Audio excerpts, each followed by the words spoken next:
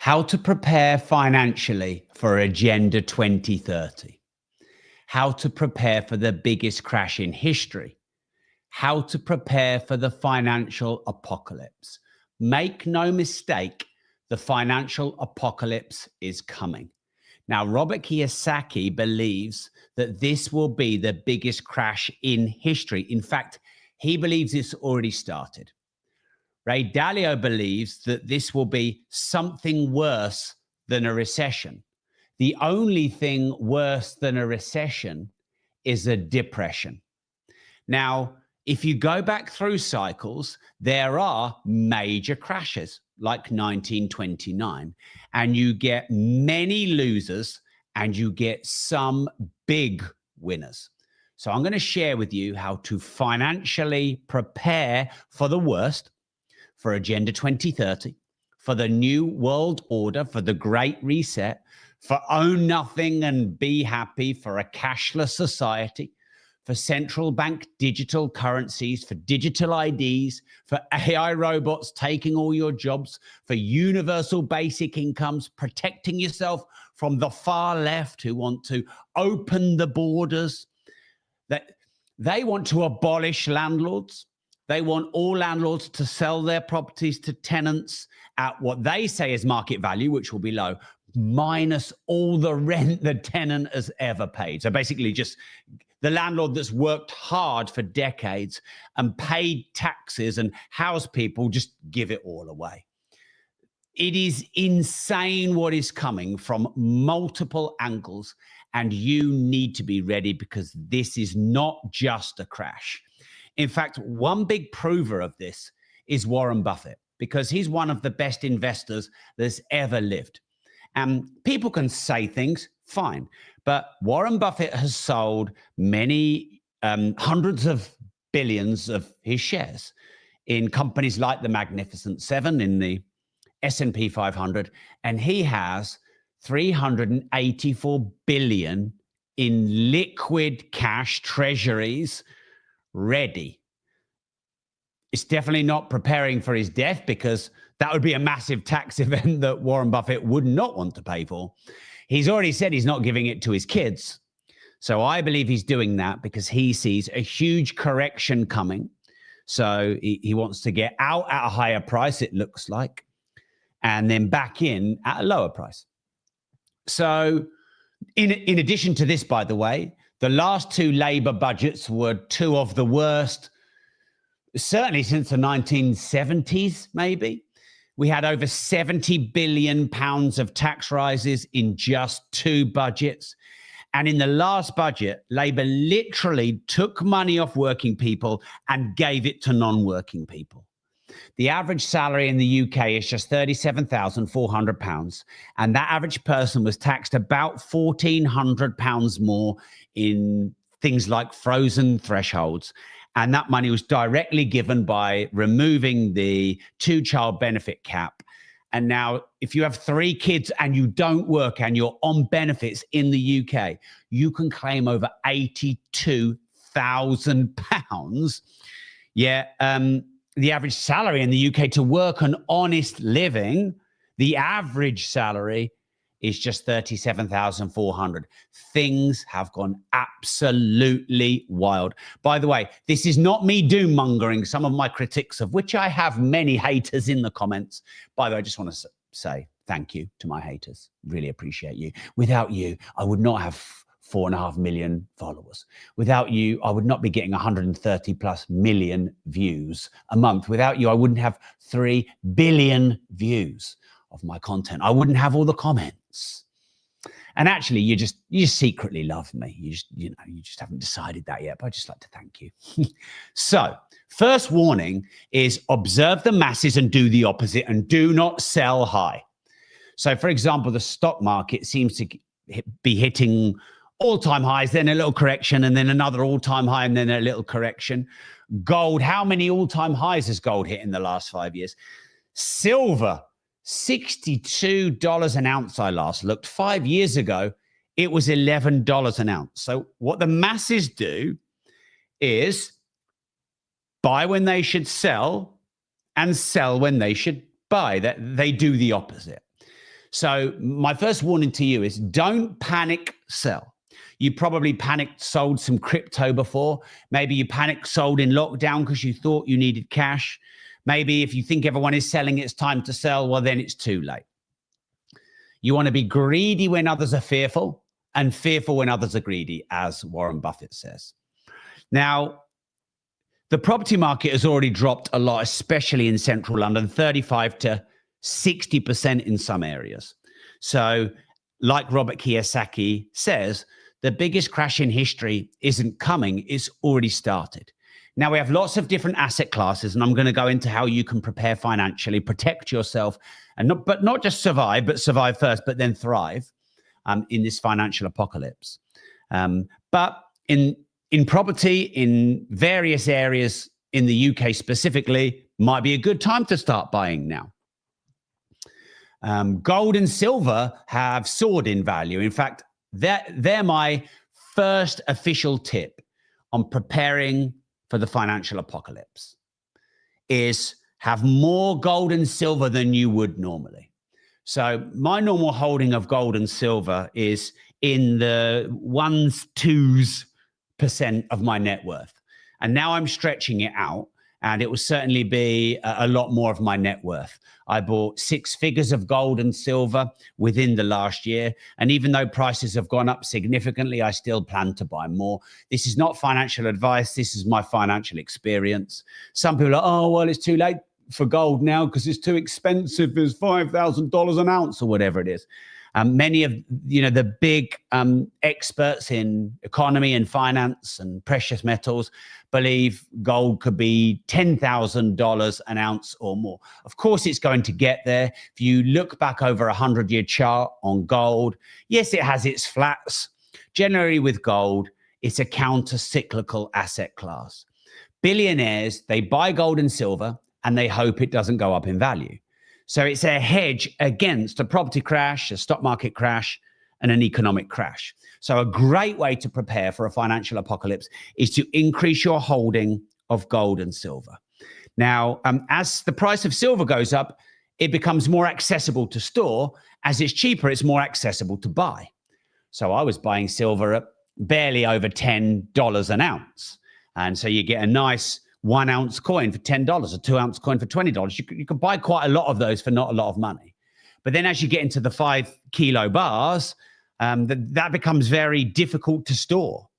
As it's gone up in price, therefore, you get less weight for the money and it becomes easier to store. But for gold and silver, they're a great counter-cycle hedge. They're physical.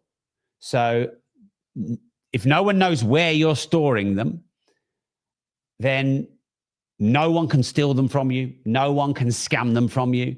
No one can just take them directly from your bank account. Banks can take money directly from your bank account. I have had banks take hundreds of thousands of pounds off of me directly without asking me and without telling me. And it's happened on more than one occasion. My friend Nigel Farage got completely debanked, and 9 members of his family and wider sort of more distant family also couldn't get a bank account. This stuff it's not George Orwell 1984, it's 2026. It is for real. So gold and silver is physical. It's tangible. You store it. By the way, some people are like, oh, I store my gold and silver in a vault. Well, who owns the vaults? The banks. Who's going to be part of the financial apocalypse? The banks. I mean, they created the financial apocalypse of 2008. Now, gold and silver are also one of the best hedges against inflation or hyperinflation or fiat currency and its devaluation. So if you look at some countries, Zimbabwe, for example, Greece, for example, where either the nation has taken your money or there's been hyperinflation and you've got millions of dollars, can't even buy a loaf of bread. Well, gold and silver protect against this because they hedge against inflation, and they can also start to become the currency. So if things get really bad, then gold and silver might become they are a legal tender if you buy Britannia coins, for example, in the UK, but they could become a currency again. Now, people used to think, well, people still do think, but I think they need to reevaluate. But Bitcoin was a great store of value. It was a great protection. It's money away from the system. It's completely decentralized. You can't manipulate it. I don't think that's true anymore. I believe that HMRC and governments now have power to, I don't know if they can hack in and reverse and take your Bitcoin or crypto, but I'm pretty sure they can gain access into people's wallets now. I wouldn't be surprised. I mean, HMRC in the UK have equal powers to MI5, but they don't need a warrant. Like the police need a warrant. They need proof. HMRC don't. They can just go, well, freeze the account, reverse the money. They're now starting to tax savings at source, or they want to do that. So basically any money you make, they want to take their share, which is getting more and more and more at source. But what if it's wrong? What if they take too much? What if they decide they want more? What if it becomes unfair? Like all those things probably are happening. So gold and silver over and above Bitcoin now, they are the best hedge. Now, I use Direct Bullion, just so you know. I don't get commissions for recommending them. I use them. I'm friends with the owner. They've been our partners for more than a year. They're called Direct Bullion to buy gold and silver directly.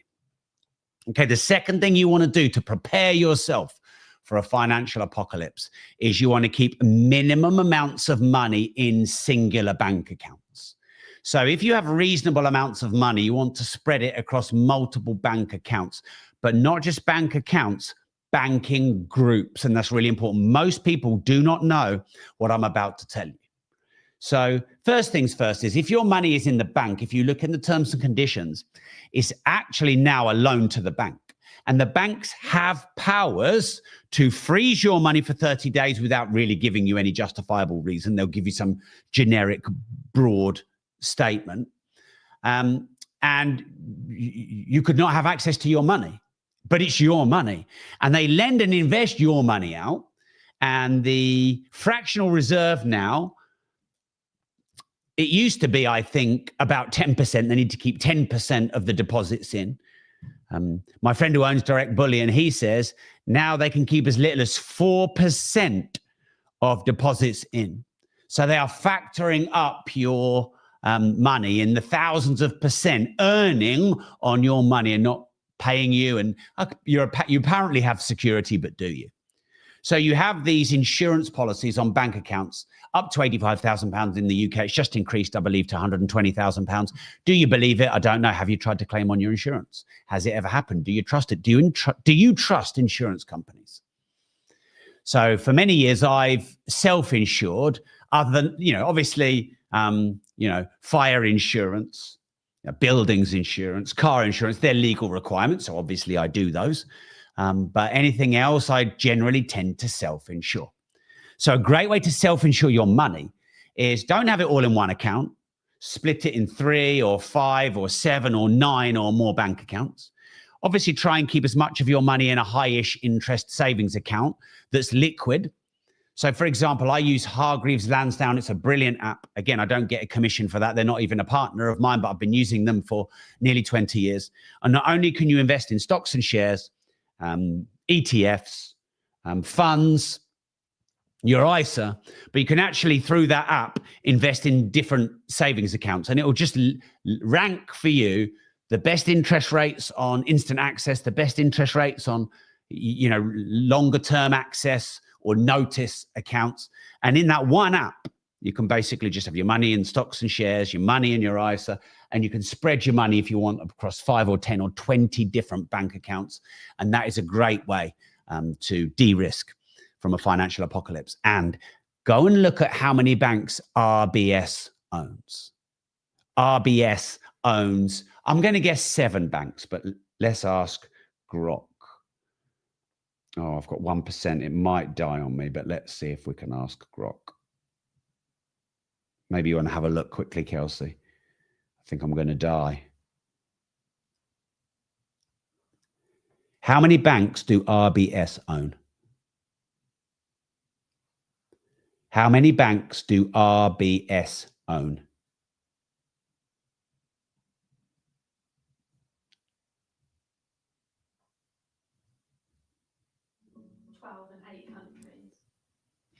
RBS own 12 banks in 8 countries, but you have one insurance policy on those 12 banks. You might think you have 12 insurance policies. You do not. You have to read the terms and conditions and the small print. And you have to keep watching More Money. So make sure you subscribe to the channel if you've somehow found yourself here or you haven't yet clicked the button because, yeah, maybe I'm teaching you stuff you didn't know. Okay, the third way to protect against the financial apocalypse is having physical material assets. So anything that is through a bank or digital, the potential to be hacked or scammed or it go down in value a lot or someone take it or freeze it increases. We're probably being watched in everything we do. Therefore, all of our digital assets are probably being seen somewhere. But if you have Rolex Daytonas, jewelry, gold and silver and other precious items and metals and collectibles, then they're off-grid, they're not digitally accessible, they're private, they're secure, and many of these go up in these kind of times, especially if inflation is high and the value of money goes down, because inflation pushes the value of money down, but it pushes the value of assets up. So if you have a classic car, I have a Ferrari Testarossa, that's gone up quite a lot recently. We're just lining up the purchase of a Ferrari 355 Spider. I remember when they were 30 grand. Okay, it was a few years ago. And now a good one is 100 grand plus. I used to buy Rolex Daytonas, the steel ones, the all steel ones, at five and a half grand, the standard issue ones. The 116 520. Got lots of those. Bought and sold lots of those as well. And I think they got up to nearly 20 grand at one point. They've corrected a bit. So things like that are good. Now, look, you've got wine, you've got classic cars, you've got jewelry, you've got art, you've got watches, you've got stamps, you've got Pokemon cards. There literally are not many things that aren't collectible. And the ones that go up are the ones of scarce supply and have high desire or demand. So I'm launching a new show next year called Cars and Money. I've interviewed loads of big car collectors and you ask them, look, what makes a car go up in value? And nearly always the first thing they say is limited supply. The less that's made, the more likely they are to go up. There's other factors as well. But maybe you want to start collecting some physical items. The good thing about physical material items, assets, is you can enjoy them as well. So, if you have a passion for watches or, what have Hermes handbags gone up by? I mean, I shudder to think, but I think they've gone up a lot in value. So you can actually get the enjoyment of these material items and not just die on a load of money. Okay, the next thing then is, by the way, on this channel, we do content on Rolex Daytonas. We do content on cars. Like I said, I'm launching my new show, Cars and Money, so there'll be more content on that. The next thing to prepare yourself for a financial apocalypse, the 2030 agenda, own nothing, be happy, digital ID, cashless society, universal basic income, is to be globally mobile. So you probably want at least 2 passports now. Maybe being mobile to be able to go to somewhere like Dubai quite quickly. Maybe if you can get that golden visa, you can buy in and get the golden visa, or if you're a creator like me, you're able to get a golden visa. But if things go badly in your country, or especially in the UK, you need to be able to move quickly. Now, the last budget, there was a big threat of an exit tax. So many of my entrepreneur friends left the country and did a few days' work before the budget so that they could have not met the criteria to have an exit tax, and they would have just stayed out of the UK. They wouldn't have come back. Now, there wasn't an exit tax, but they've only had 2 budgets, Labour, they've got plenty more. So do you have another passport? Are you globally mobile? Could you go somewhere where there's better tax codes? Could you go somewhere where there's more entrepreneurial flair and spirit? There's less of the politics of envy. And of course, Portugal, Dubai, Monaco, there's all these great places that tick most of those boxes. And you probably want to think about that. A lot of people say to me, oh, Rob, when are you leaving for Dubai? You talk a lot about Dubai. Surely you're planning to leave Dubai.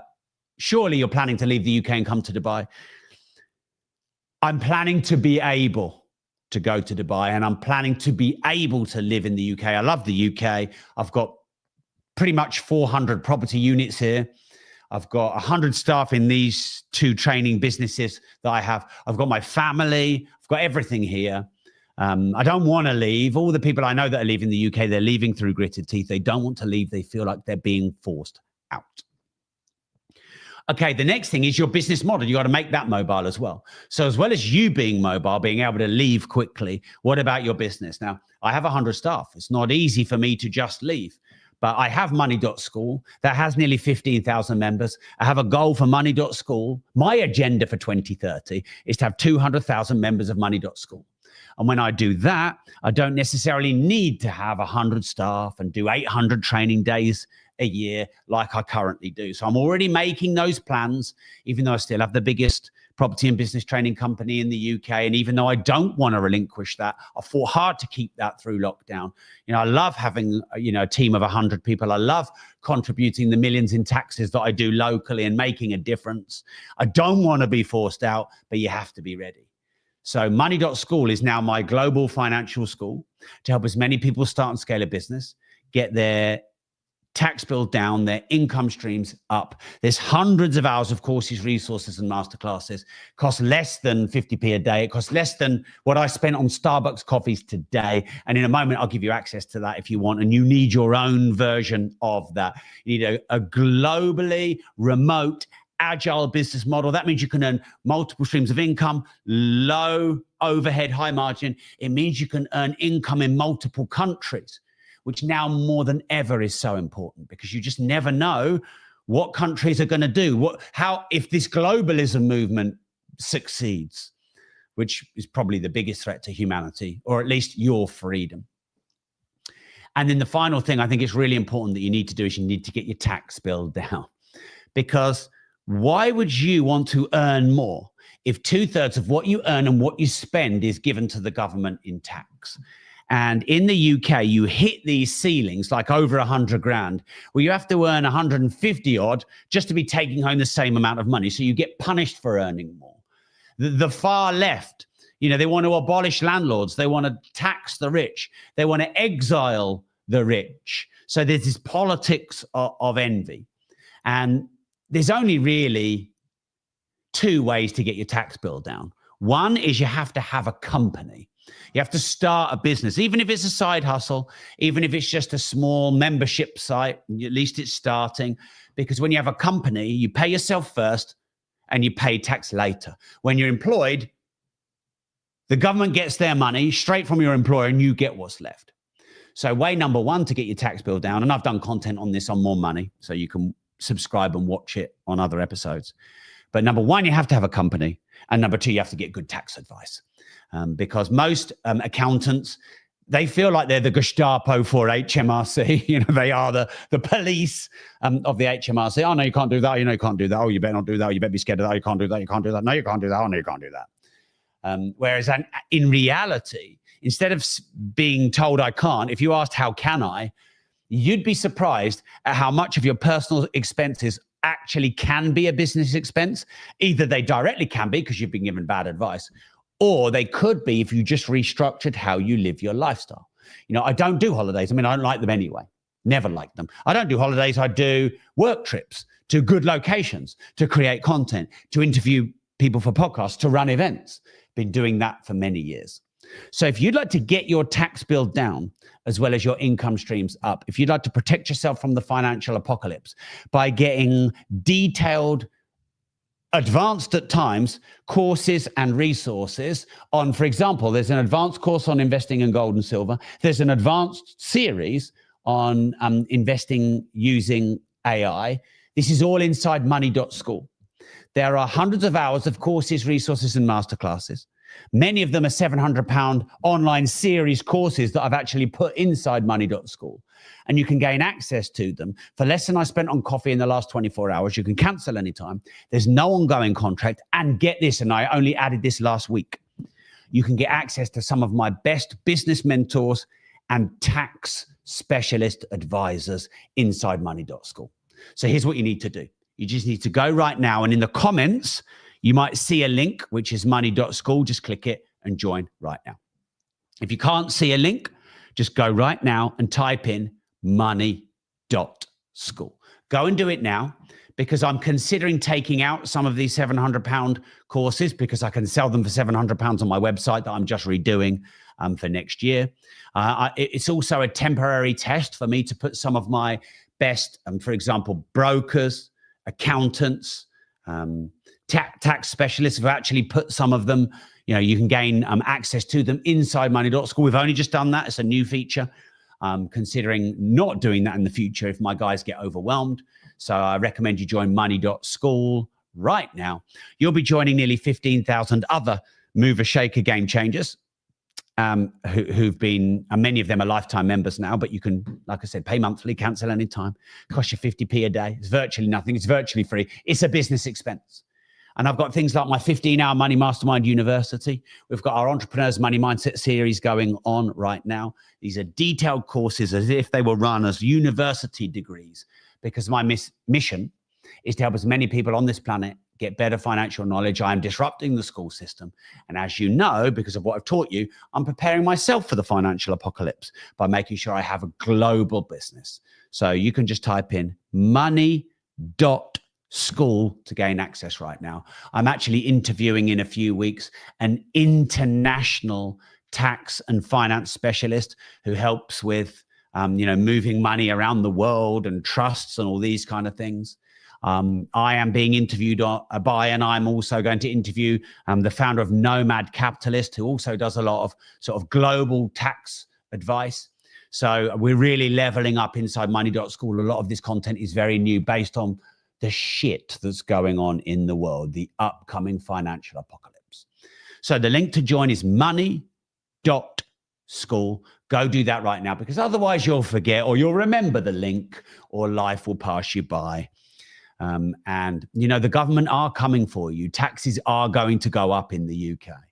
And the UK and Labour and the left, they do not like success. They don't want the private sector to be successful. They don't like entrepreneurs. I even saw on GB News, someone was being interviewed as a bit left of center, and he said, let all the millionaires go then. Let them leave. They say that they support the working class. No, they just hate the rich. And I've designed money.school to help you build personal wealth. And you can be a good person and be rich. And I'd like to help you make more money, manage, multiply, maintain, and magnify your money inside money.school. New content every week gets uploaded. Oh, by the way, all of my Sunday sessions are live inside money.school. Bring in my guest expert mentors on how to raise money, on how to start businesses, on how to build recurring income, on how to invest.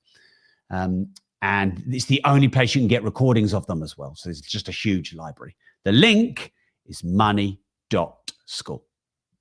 And remember, invest for freedom, choice, and profit, because if you don't risk anything, you risk everything.